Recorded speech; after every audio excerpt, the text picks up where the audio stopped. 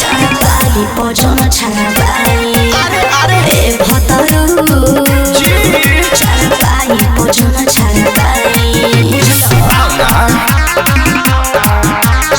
music by Saurabh Govil mix by Manibhushan Pyare लेबका जाने उमरिया नान्हे में नया कनिया जी डर लागे थाने में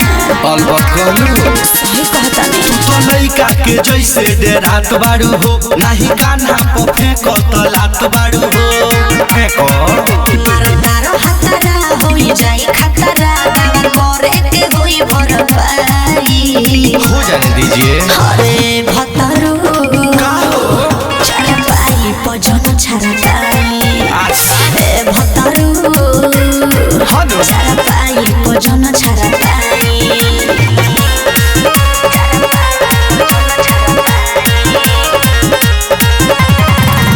आयुष रिकॉर्डिंग स्टूडियो दिल्ली परदेसी पिया जिया धर कतबा छोरी ना छोरी ढोरी पर कतबा यदि दुखात बात करे द रुक के हो खाली पलंग पर शांत रह झुक के हो झुक जा राइटर चंदन राज तुर बका दराज कुबेर में दे बहर काही हरे भतरू चारपाई पजन छाड़पाई ए भतरू